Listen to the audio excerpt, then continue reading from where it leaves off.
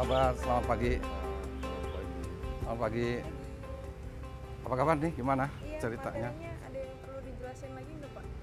Ya, saya kira untuk mengetahui mengenai permodalan lingkungan diperlukan suatu ilmu namanya ilmu sistem. Nah, ilmu sistem atau sistem saya ini masih baru di Indonesia. Oleh karena itu, nanti akan kami sampaikan modul-modul pengajaran mengenai ilmu sistem. Mudah-mudahan Anda bisa juga baca dari referensi yang ada di buku ilmu sistem jilid 1 dan jilid 2. Ya, ya, terima kasih.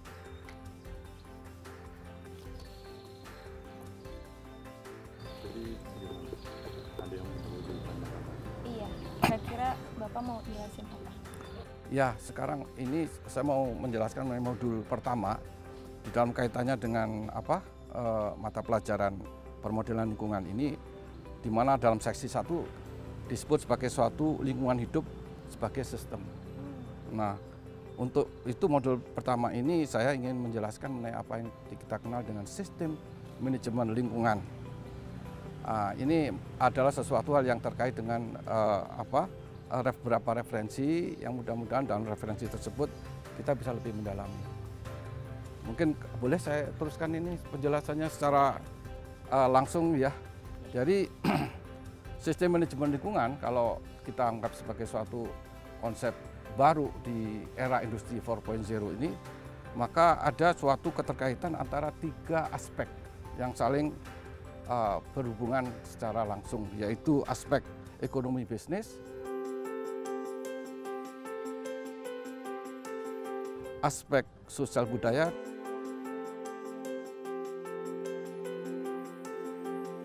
dan aspek sumber daya alam. Nah, pada saat kita melakukan harmonisasi atau integrasi dari ketiga aspek tersebut, selalu ada konflik of interest atau pertentangan kepentingan di antara aspek-aspek tersebut. Ilmu sistem menjadi upaya untuk mengintegrasikan ketiga aspek tersebut. Nah, selanjutnya kalau kita melihat secara gambaran umum gitu mengenai ilmu ekonomi bisnis ya, satu aspek ini itu selalu bicara soal bagaimana kita mendapatkan keuntungan yang sebesar-besarnya dengan pengorbanan atau kos yang serendah-rendahnya. Itu adalah suatu kewirausahaan selalu bicara soal itu ya. Nah, di dalam rangka menekan biaya itu maka ada kemungkinan ya lingkungan dikorbankan ya, atau kebudayaan juga disisihkan. Karena apa? Karena dengan menekan biaya itu dia bisa mendapatkan untung sebesar-besarnya. Nah, sekarang kalau kita lihat dari aspek yang kedua, yaitu mengenai aspek yang kita sebut sebagai aspek sosial budaya. Lingkungan yang budaya itu saya kira merupakan suatu lingkungan yang selalu berubah. Tergantung pada adat, tergantung pada suku. Keberagaman budaya ini juga ternyata mempengaruhi terhadap suatu konsep mengenai bisnis.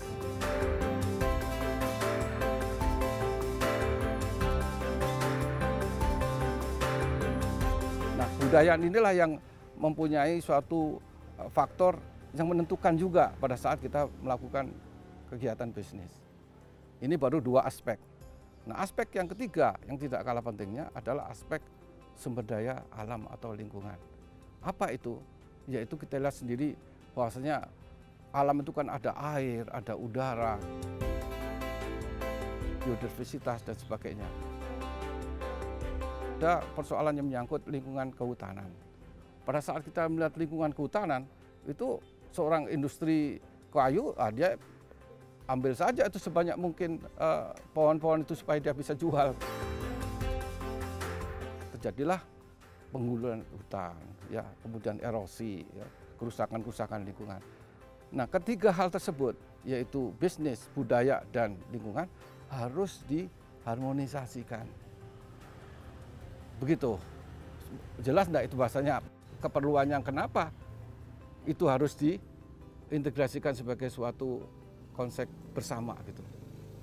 Nah, kan tidak gampang itu. Masing-masing punya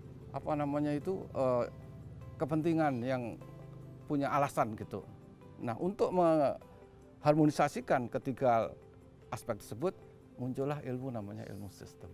begitu anunya apa latar belakangnya kenapa lingkungan hidup itu menjadi bagian yang tidak terlepas dari suatu kesisteman. Nah, saya lanjutkan ini cerita ini ya. Kalau misalnya sekarang ada apa terasering ya, ada apa itu bagaimana sawah itu dijadikan semacam apa bertingkat dan sebagainya, itu sebenarnya kan untuk menghindari longsor, untuk supaya efisien di dalam irigasinya. Nah, ilmu-ilmu seperti inilah yang saling berkait-kait, inilah yang kemudian melahirkan berbagai macam inovasi, terutama inovasi teknologi yang pada saat sekarang kita kenal banyak terkait dengan apa pemakaian digital, komputer dan sebagainya.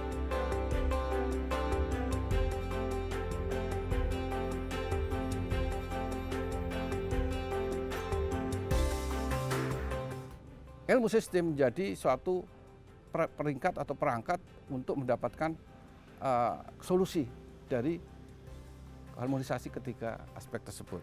Ya, karena apa? Karena persoalan lingkungan hidup itu sifatnya adalah kompleks, dinamik dan stokastik. Sehingga pada waktu kita melakukan manajemen daripada lingkungan tersebut, ilmu sistem menjadi instrumennya. Ya, dan orang selalu bilang, wah itu sulit sekali, kompleks, susah. Namun dengan metodologi dan teknik kesisteman ternyata itu bisa. Ya, dan inilah yang sekarang menjadi bagian dari perubahan-perubahan yang ada di dunia ini. Kita tahulah kalau soal persoalan dari apa namanya itu sumber daya alam itu ya, ada perubahan-perubahan iklim ya, gerakan-gerakan air, hujan, uap air ya. Kemudian bagaimana sistem apa alam itu kemudian berubah karena ada ulah manusia. Nah, inilah yang harus diatur supaya tidak terjadi suatu kerusakan ekologi. Kerusakan ekologi ini terkait juga dengan sikap manusia juga, yaitu adanya keinginan untuk apa ya, misalnya membuka pariwisata, ya membuka suatu kegiatan apa pengenalan alam dan sebagainya. Bagus, tapi pada satu sisi kalau itu tidak dirawat alam itu, maka alam itu menjadi semakin rusak, semakin tidak terkendali di dalam eksploitasinya. Nah, pada saat kita melakukan apa itu percobaan untuk mengelola lingkungan tersebut, ada faktor lain yang disebut dengan ketidakpastian atau uncertainty. Apa itu ketidakpastian? Karena manusia itu tidak bisa dilihat sebagai suatu mesin atau robot gitu.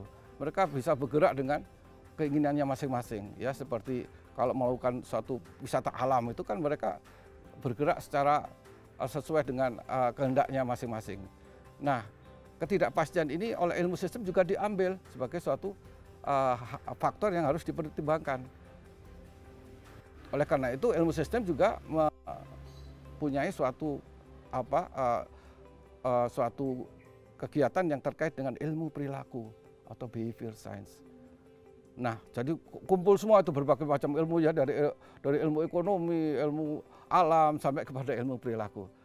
Bagaimana cara mengawinkan? Itulah kenal dengan sistem science atau sistem approach. Jadi sistem lingkungan hidup itu menyangkut juga unsur manusia. Oleh karena itu ada berbagai macam ketidakpastian pada saat manusia itu berperilaku. Sedangkan dalam sistem lingkungan hidup manusia harus menjadi juga faktor untuk menentukan harmonisasi dari yang kita sebut tadi tiga hal, yaitu mengenai lingkungan alam, lingkungan itu manusia itu sendiri ya, dan juga mengenai bisnis. Nah, dari ketiga hal tersebut, lingkungan manusia yang paling sulit untuk dilakukan pengkajiannya. Oleh karena itu kita melihat teori-teori yang terbaru mengenai ini, yaitu teori possibility namanya, teori kemungkinan. Pada saat kita menerapkan itu, seorang ahli sistem harus mempunyai tiga cara pandang. Ya, yang pertama adalah dia harus berpikir operasional. Jadi tidak boleh seorang ahli sistem itu melahirkan konsep yang tidak bisa dilaksanakan gitu. Itu yang pertama. Yang kedua, bahwasanya tata cara penelitian ataupun pengkajiannya harus menggunakan metodologi. Itu memerlukan suatu pendalaman teknik dan metode dari kesisteman tersebut. Yang ketiga dan tidak kalah pentingnya, setiap ahli sistem selalu mengumpulkan hasilnya itu melalui diagram, melalui suatu gambaran seperti video atau semacam presentasi dalam bentuk pitch deck dan seterusnya. Nah, dari di situ kita akan mengarah pada suatu apa yang kita sebut sebagai pemeringkatan di dalam berpikir sistem. Ternyata di dalam berpikir sistem itu harus diawali dengan kejadian, ada event dulu. Jadi bukan dari suatu khayalan atau satu imajinasi. Dari kejadian itu kemudian kita bentuk polanya, kemudian kita membangun struktur sistemnya, dan pada akhirnya kita membuat suatu mental model. Mental model itu bukan model matematik, tapi suatu model yang memang merupakan suatu diagram dari keseluruhan sistem itu sendiri. Ya, itu memerlukan keahlian yang khusus. Nah, di dalam sistem manajemen lingkungan, pertama yang kita harus perhatikan adalah goal itu didapatkan melalui suatu konsep yang disebut dengan interactive management, suatu manajemen yang berinteraksi satu sama lain untuk dalam rangka mencapai satu tujuan. Di dalam sistem manajemen lingkungan di level kedua itu ada yang disebut dengan information exchange. Jadi semua harus mulai dengan pertukaran informasi. Kalau kita sudah saling menutup informasi dari masing-masing unsur tadi, maka tidak terjadi harmonisasi dari ketiga unsur tadi. Jadi information exchange itu dasar semuanya. Baru naik jadi koordinasi, baru naik menjadi korporasi, dan terakhir menjadi suatu integrasi dari ketiga unsur tersebut. Itu adalah jenjang daripada sistem manajemen lingkungan. Yang selanjutnya tidak kalah pentingnya bahwasanya sistem manajemen lingkungan itu mempunyai bendera yang namanya for better tomorrow. Harus menghasilkan sesuatu yang lebih baik ke depannya. Jadi kalau dia mencari sesuatu konsep yang lebih kurang baik atau malah disaster gitu, itu bukan keahlian kesisteman. Ya. Nah, pendekatan ini disebut dengan pendekatan sibernetik. Seperti orang mendaki gunung gitu ya, kan itu gunung itu jadi tujuan gitu, bukan jadi masalah. Bagaimana saya bisa sampai pada puncak gunung dan di sana kita meneriakkan betapa kita sudah sampai pada tujuan kita. Itu namanya sibernetik bahasa ilmiahnya.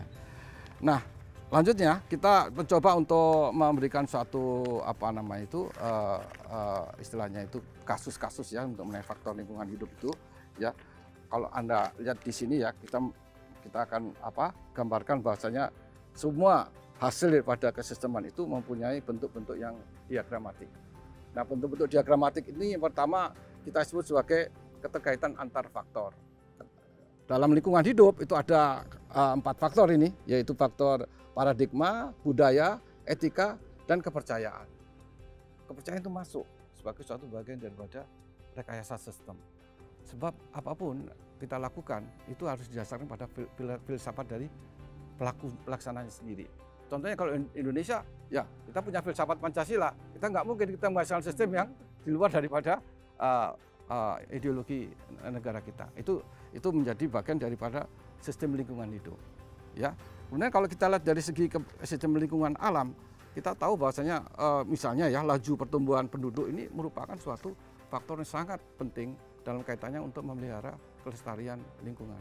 Mengapa ini kita sampaikan? Karena dengan pertambahan penduduk ini kan urbanisasi, kemudian terjadilah suatu gerakan perpindahan penduduk dari desa ke kota. Nah, kalau kita tidak atur dengan baik, maka kita akan melihat adanya suatu ledakan-ledakan kependudukan yang Anda tahu bagaimana itu terjadi di lingkungan perkotaan.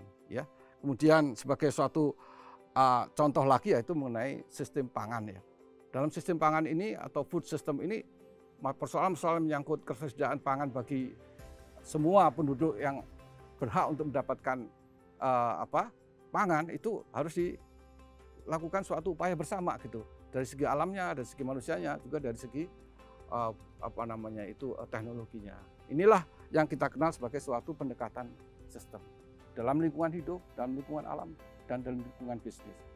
Saya kira itu bisa lebih jelas lagi nanti kalau kita masuk pada materi-materi yang terkait dengan kesisteman ini.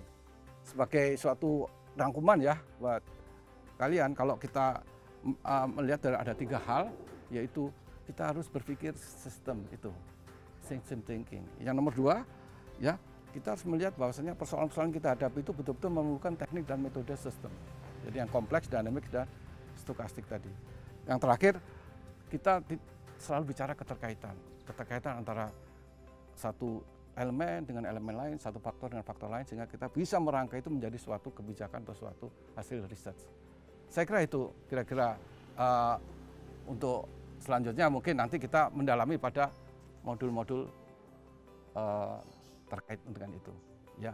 Dan saya kira mudah-mudahan mahasiswa magister ini di hal-hal yang terkait dengan